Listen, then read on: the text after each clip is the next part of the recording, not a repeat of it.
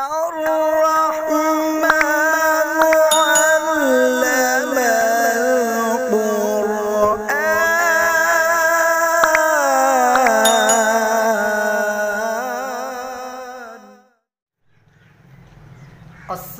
अलैकुम वरहमतुल्लाहि वबरकातुहू। नाज़रीन, तुलबा, तालबात और हम साथी भाई, मैं हूं आपका भाई क़ारी अब्दुल मजीद सदीक़ी। आज फिर आप भाइयों की खिदमत के अंदर हाज़िर हुआ हूं तजवीदी नूरानी क़ायदे का सबक नंबर 9 लेकर। उम्मीद करता हूं आप सब भाई हज़रात खैरियत से होंगे। अल्लाह तबारक व तआला आप हज़रात को खुश रखे।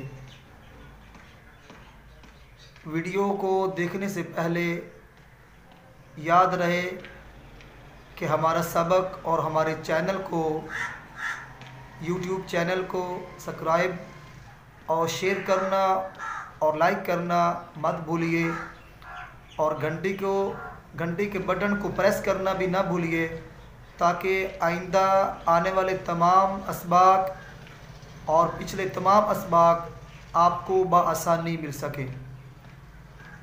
इसी के साथ आज का हमारा सबक नंबर 9 की तरफ चलते हैं। अऊज़ु बिल्लाहि मिनश्शैतानिर रजीम, बिस्मिल्लाहिर रहमानिर रहीम। आज हरफ नंबर 10 है और सबक नंबर 9।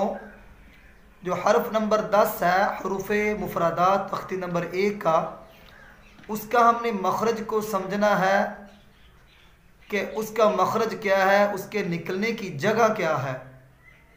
अगर हम उसकी जगह से आवाज़ ना निकालें तो उसकी अदायगी गलत होगी, तजवीद के दायरे से बाहर होगी। देखिए कि हरफ नंबर जो 10 है उसके निकलने की जगह है कि ज़ुबान की पुश्त, ये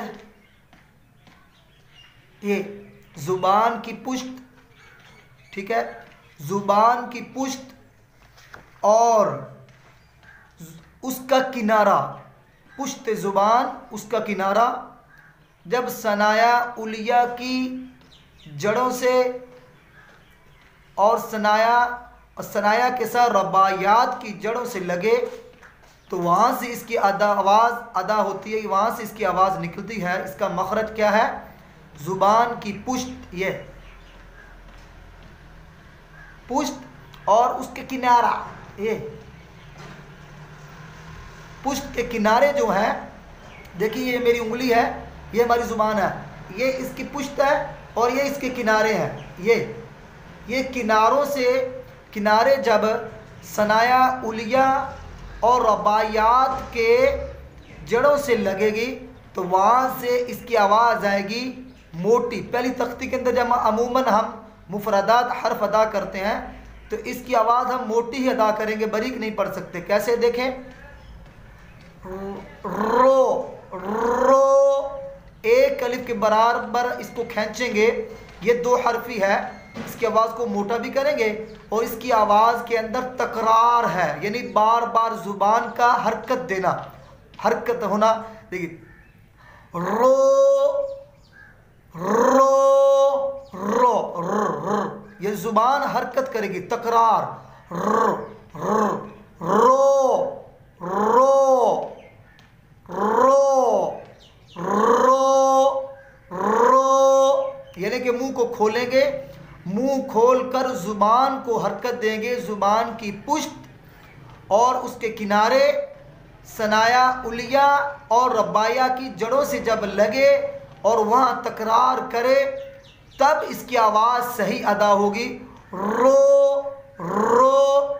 अगर हम यूँ इसको पढ़ें रा, रा, ये आवाज़ नीचे को फैलाई जा रही है, ये गलत है, ये सही नहीं।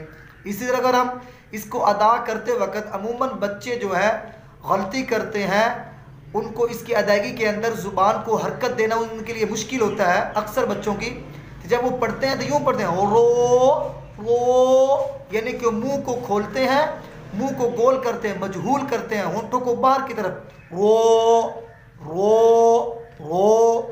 हरकत तो हो रही है, तकरार तो हो रहा है, मगर मखरज के अंदर अच्छी तरह ज़ुबान टकरा नहीं रही, और जिस तरह उसकी अदायगी के ऊपर मुंह को खोलना है उस तरह मुंह खोला नहीं जा रहा, आवाज़ ऊपर को दराज नहीं की जा रही, वो मजहूल है। ठीक है, इस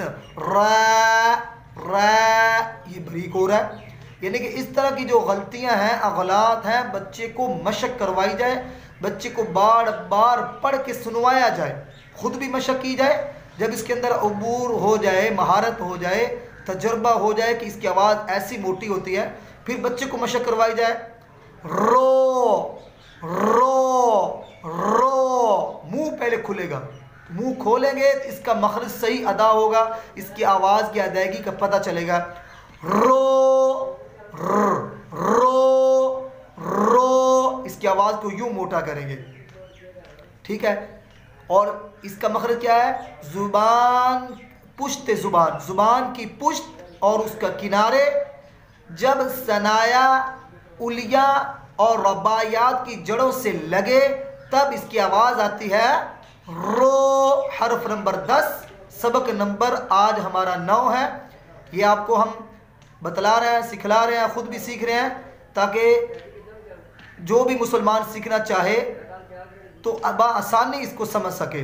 उम्मीद करता हूँ आज का हमारा सबक जो है, सबक नंबर 9, आपको बआसानी समझ आ चुका होगा। उसके निकलने की जगह जो है, मखरज है, बआसानी समझ आ चुका होगा। और इसी के साथ हमें इजाज़त दीजिए, आइंदा सबक तक अल्लाह हाफिज़। अस्सलामु अलैकुम व रहमतुल्लाहि व बरकातुहू।